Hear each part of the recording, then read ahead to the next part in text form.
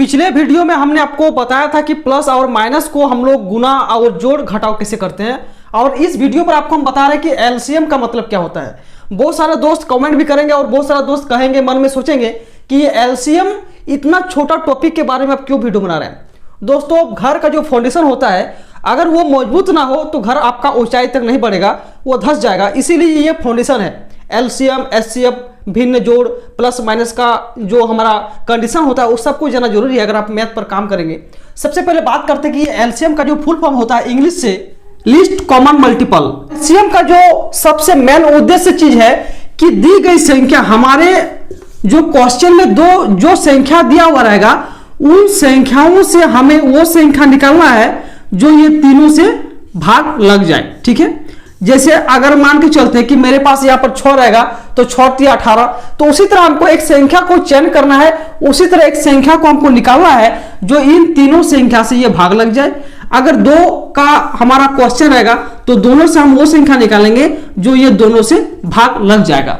ठीक है, अब उस पर एक नियम आता है, एक टर्म है कि हमें भाग लगाना है, जो हम इसको बनाने का टर्म और कंडीशन जो है वो अभाज्य संख्या से 2 3 5 7 11 इसी तरह हमको भाग लगाना है, मान के चलते हैं। और ये बढ़ते क्रम में, ठीक है, बढ़ते क्रम में, ऐसा नहीं कि हम 3 लगाएंगे फिर 2 से लगाएंगे, नहीं, पहले 2 से लगाएंगे फिर 3 से फिर 5 से फिर 7 से फिर 11 से, और वो भी अभाज्य संख्या होना चाहिए। अब हम बात करते हैं कि हम एलसीएम को कितने तरह से बना सकते हैं। एलसीएम को बनाने का 2 विधि है। एलसीएम को बनाने के लिए हम 2 विधि का प्रयोग करते हैं। एक नंबर भाग विधि और दूसरा नंबर गुणनखंड विधि। एक नंबर भाग विधि और दूसरा नंबर गुणनखंड विधि। ये 2 तरीका से हम एलसीएम को बना सकते हैं। ठीक है, अब ये दोनों तरीका को हम आपको एग्जांपल लेके और बताएंगे।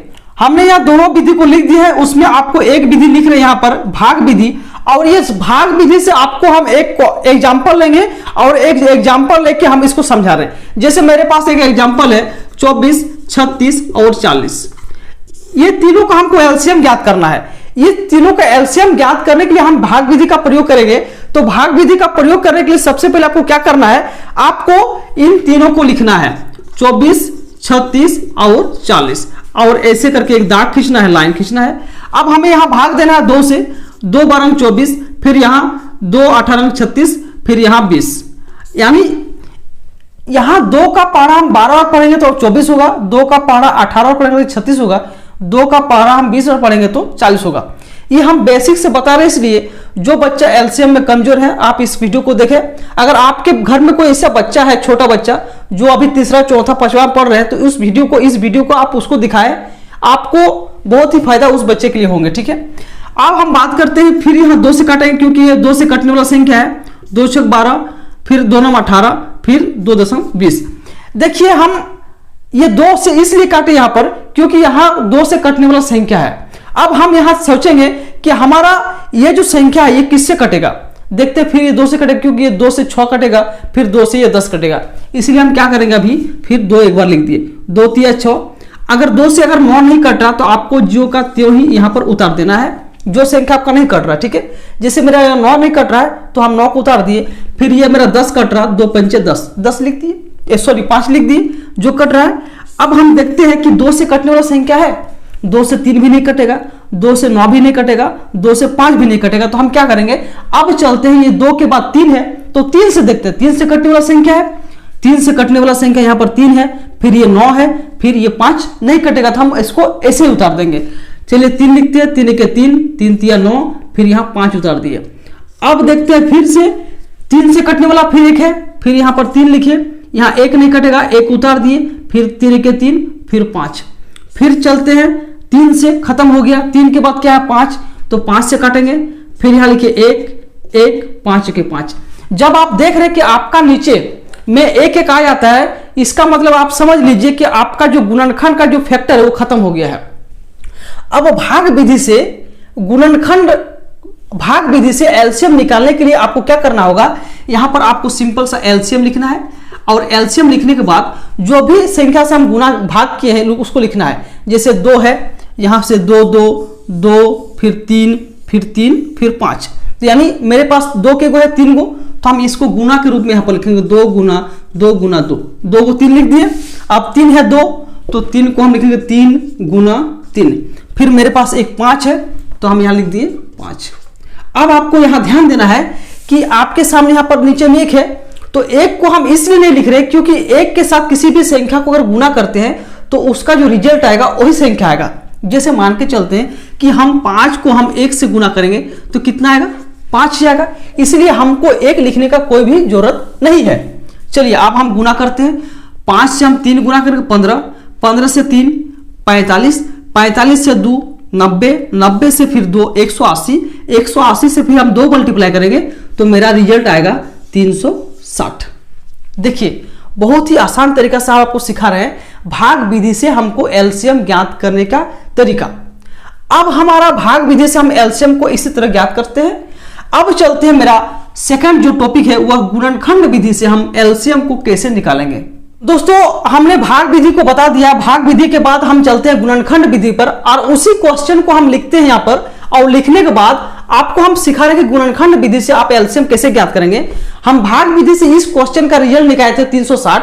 अब देखते हैं कि गुणनखंड विधि से इसका रिजल्ट कितना निकलता है। गुणनखंड विधि से आप अगर जब भी एलसीएम को निकालते हैं तो आपको ऐसे करना है, प्रत्येक नंबर को, प्रत्येक संख्या को अलग अलग लिखना है। जैसे यहाँ 24 है, यहाँ पर 36 है, फिर यहाँ पर 40 है। आपके पास अगर 4 नंबर रहेगा तो 4 फिर करना है। अगर मान लीजिए यहाँ 50 है तो यहाँ 50 देना है, 60 है तो 60 देना है। हम आपको एग्जाम्पल के तौर पर बता रहे हैं कि कैसे आप गुणनखंड विधि से एलसीएम को ज्ञात करेंगे। अब चलते हैं, इसको हम काटेंगे 2 से। 2 12 का पारा में हो जाएगा, 2 12 24, फिर 2 से काटेंगे 2 6 12, फिर 2 से काटेंगे 2 3 6, फिर काटेंगे 3 से, क्योंकि ये 2 से नहीं कटेगा तो हम 3 से काटेंगे, 3 के 3। ये मेरा खत्म हो गया, मेरा 1 आ गया। इसका मतलब यहाँ पर हमको स्टॉप लेना है, खत्म।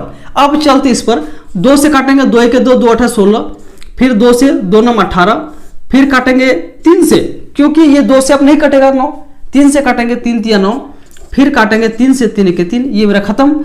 फिर चलते हैं 40 पर, 2 20 40, फिर काटेंगे 2 से, 2 10 10 20, फिर काटेंगे 2 से, 2 5 10, और फिर काटेंगे 5 से, 5 के 5। ये हम बेसिक से बता रहे हैं। हमारे गांव और देहात में बहुत सारे ऐसे बच्चे हैं जिसका क्लास 8 क्लास में है, 9 क्लास में है, 10 क्लास में है, और हम बच्चा को पढ़ाए भी हैं। इसीलिए हम कहना चाहते हैं कि मैट्रिक क्लास का बच्चा को भी अभी तक एलसीएम पता नहीं है। हम ये अपने मन से नहीं कर रहे, क्योंकि हम जो पढ़ाए, हम जो बच्चा को देखे हैं उसी का रिजल्ट आपको हम बता रहे हैं। ये मैट्रिक क्लास का बच्चा भी एलसीएम पर मिस्टेक हो जाता है, इसीलिए आप ध्यान से देखें। ये गुणनखंड विधि से हम इस तरह एलसीएम ज्ञात करते हैं। आपको क्या करना है, यहाँ पर 24, यहाँ पर 36, यहाँ पर 40, आपको यहाँ नीचे लिखना है। यहाँ पर लिखना है 24, फिर आपको देना है यहाँ पर 36, फिर आपको यहाँ पर देना है 40। अब बराबर देके लिखना सबको, ठीक है। अब बराबर देखें। अब इसका जो साइड में हम जो भाग दिए थे वो क्या क्या है, 1 2 है, 1 2 है, 1 2 और 3 और 1। आपको थोड़ा यहां ध्यान देना है कि मेरे पास 2 के गो है, 3 गो 2 है, तो 3 गो अगर 2 रहेगा तो हम 2 पर पावर 3 लिख सकते हैं। इसका मतलब यह है कि यहां पर मेरा 2 गुना 2 गुना 2 है, ठीक है। अगर 4 पर पावर 2 रहेगा, इसका मतलब यहां पर क्या है, 4 गुना 4, यानी 2 गो 4 है, ठीक है। अगर 5 पर पावर 3 रहेगा तो इसका मतलब यह होता है कि 5 मेरा यहां पर 3 गो है। यानी किसी भी संख्या के ऊपर जितना पावर रहेगा वो संख्या को उतना बार हम मल्टीप्लाई करके लिख सकते हैं।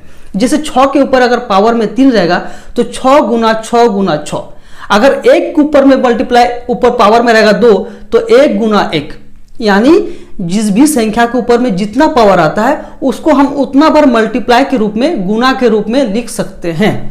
चलिए समझ गए आप। आशा करते कि आप बहुत अच्छी तरह से समझ रहे होंगे। अगर चैनल पर नए हैं तो चैनल को सब्सक्राइब जरूर कीजिएगा। सबसे पहले बात करते हैं कि 2 मेरे पास यहाँ 1 2 3 है, तो हम 2 पर पावर 3 लिख दिए। अब चलते हैं 3 के वो है, मेरे पास 1 है, तो ओनली हम 3 पर पावर 1 लिखेंगे। 1 लिखने का कोई भी जरूरत नहीं है। अब चलते हैं 36 पर, 2 यहाँ 2 है तो 2 पर पावर हम 2 देंगे, फिर गुना देंगे।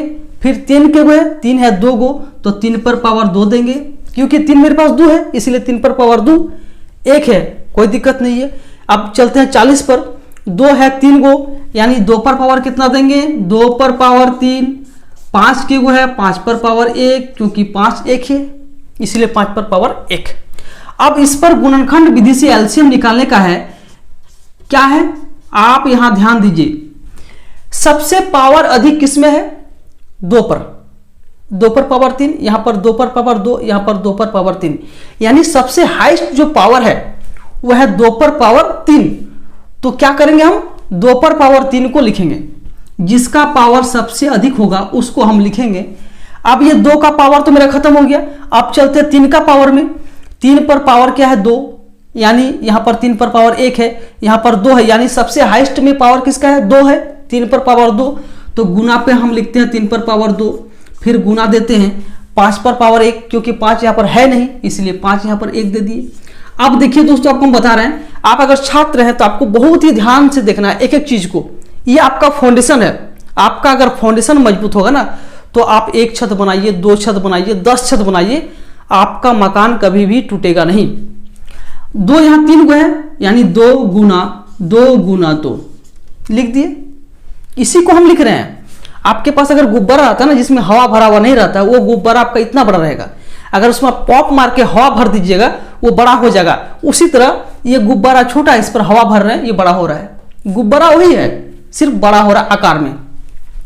चलिए अब चलते हैं, 3 यहां 2 है तो 3 गुना 3, फिर चलते हैं 5 1 है, अब गुना कीजिए, 5 तिया 15, 15 तिया 45, 45 दुगुना 90, 90 दुगुना 180, 180 दुगुना 360। मेरा भाग विधि से रिजल्ट आया था 360, गुणनखंड विधि से भी रिजल्ट आया 360। यही है एलसीएम बनाने का नियम 2 विधि से। धन्यवाद। चैनल पर नए हैं तो सब्सक्राइब, वीडियो को लाइक जरूर करके जाइएगा। Thank you.